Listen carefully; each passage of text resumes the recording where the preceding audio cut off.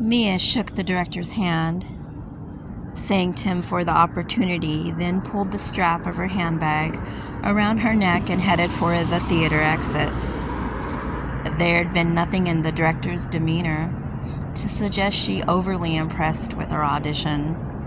The tour was over and she had nothing lined up, apart from the role she was currently playing for Damien.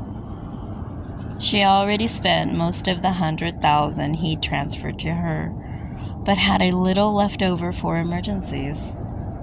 She bought herself a second-hand car. No point blowing it on a brand new car when a decent second-hand one did the job. I'm sorry, if I had the money to buy myself a car, I would buy a new car without even thinking about a second-hand car. That's just me, though.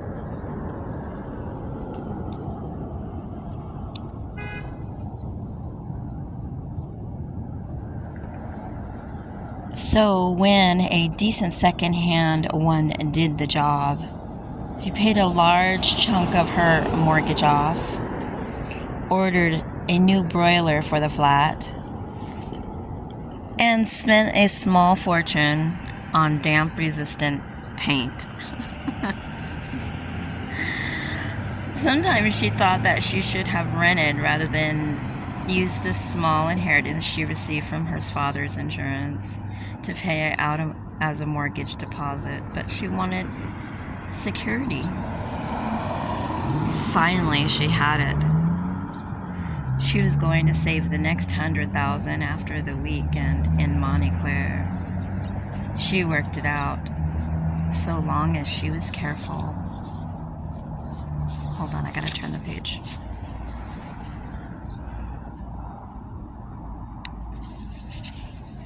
As long as she was careful with the remainder. You know, things never go as you plan. Not always. She could live off of it for at least 5 years, even if she failed to get another role. Bright sunlight greeted her when she stepped outside with 2 of the other actresses who auditioned. The 3 of them were discussing where they should get some lunch. Mia lifted her face to the sky, greedy to feel the sun's warmth on her face after the darkness of the theater's interior. About to reach into her bag for sunglasses, she suddenly noticed a large figure propped against a nearby wall. She blinked to clear the vision. He remained against the wall, arms folded across his considerable chest, dressed in dark gray trousers and a black shirt. Top button undone, the sleeves rolled up. A sardonic smile played on the wide, firm lips. Hold on a minute.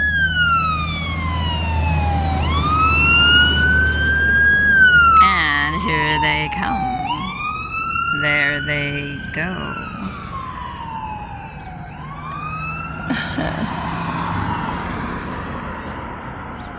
Mia? Tanya, one of the other actresses, nudged her. Where do you think we should go? Swallowing, she finally managed to get her mouth working. I'm sorry, I'm gonna have to give it a miss. My boyfriend's here. She would not call him her lover. From the periphery of her vision, Mia saw Tanya's mouth dropped open. That's your boyfriend? She said faintly.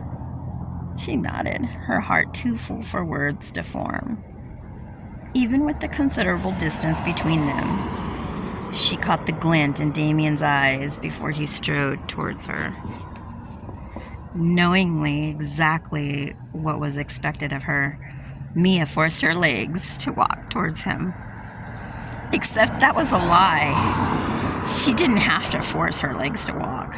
She had to force them not to run. Or skip. She hadn't seen him since they shared a quick coffee for breakfast in his apartment before he left for Argentina 5 days ago. But those 5 days had not been without his presence in her life. He messaged her before every performance, including the weekend matinees, with wishes that she'd break a leg. And he'd call her after every performance too, asking how it had gone. She knew the messages and the calls were for sure because he suspected his brother of hacking his communications. That hadn't stopped her heart from skipping to see his name flash on the screen of her phone. Their conversation last night had gone on for 30 minutes. To Mia, it had passed in a blink of an eye. She snuggled into her sofa and allowed his wonderful voice to infuse her senses. Safe that he was thousands miles away and unable to see the pleasure she took from speaking to him. And now, even though they had an audience to perform for, she found